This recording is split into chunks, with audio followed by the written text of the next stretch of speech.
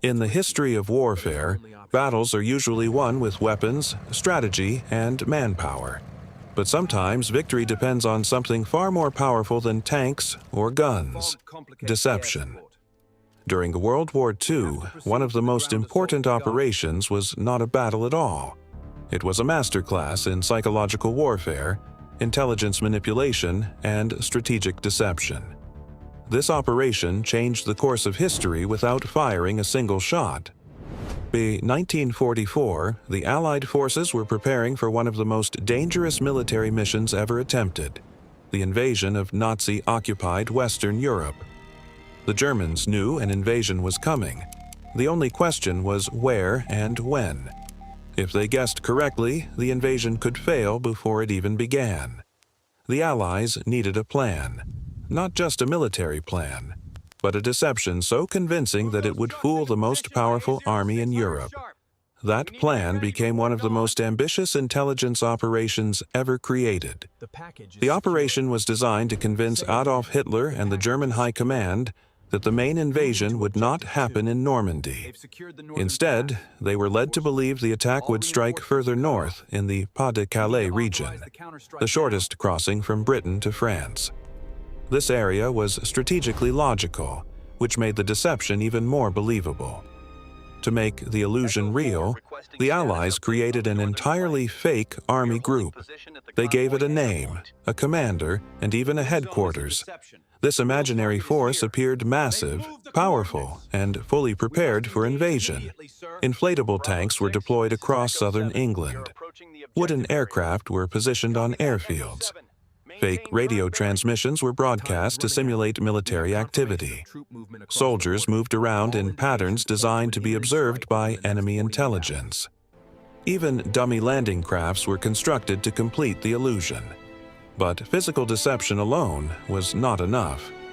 Intelligence manipulation played a critical role. Double agents within the German spy network fed carefully controlled misinformation back to Berlin. These agents were trusted by the Germans, which made their reports extremely valuable. Through them, the Allies reinforced the belief that the invasion would target Calais, not Normandy. Meanwhile, real preparations for the Normandy invasion were kept as secret as possible. Troop movements were concealed. Communication was tightly controlled. The actual landing forces trained in silence, while the fake army prepared in full view. The success of the deception relied on patience and discipline. Every detail mattered. A single mistake could reveal the truth. The operation was not just about tricking the enemy. It was about controlling their expectations over months. As the invasion date approached, German intelligence continued to report signs of the large army near Calais. Reconnaissance images and intercepted communications supported this illusion. The Germans became increasingly convinced that Normandy was merely a diversion. Then came the morning of June 6, 1944. Allied forces landed on the beaches of Normandy in one of the largest amphibious assaults in history. The operation faced heavy resistance, but something unexpected happened. The German High Command hesitated. They believed the Normandy landings were not the main attack. In their minds, the real invasion was still coming elsewhere. Because of this belief, many German divisions remained stationed near Calais instead of being sent to counter the actual invasion. That delay was critical. The time gained allowed Allied forces to establish a secure foothold in France. Once the beachhead was secured, reinforcements and supplies could flow in. The success of the invasion began to reshape the war in Europe. Eventually, the truth became undeniable. The deception had worked. The fake army had served its purpose. When the Germans realized the full scale of the operation, it was too late to reverse the damage. This operation did not win the war by itself, but it played a decisive role in ensuring the success of the invasion that ultimately led to the liberation of Western Europe. What makes this story remarkable is not only the scale of the deception, but the coordination required to execute it. Military planners, intelligence officers, double agents, engineers, and ordinary soldiers all contributed to the illusion. It was a war effort built on secrecy, creativity, and psychological strategy. In modern military history, this operation is studied as one of the most effective deception campaigns ever conducted. It demonstrated that intelligence can be as powerful as firepower. Information, when carefully managed, can shape the decisions of entire nations. The operation also revealed a fundamental truth about warfare.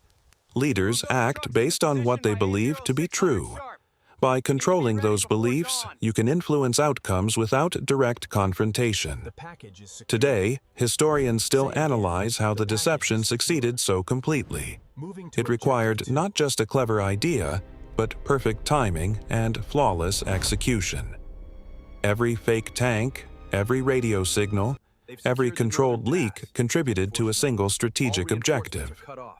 The operation proved that war is not only fought on battlefields, it is also fought in minds, in assumptions, predictions, and decisions. When the invasion of Normandy succeeded, it marked a turning point in World War II. The Allied forces pushed forward across France, eventually leading to the defeat of Nazi Germany in Europe.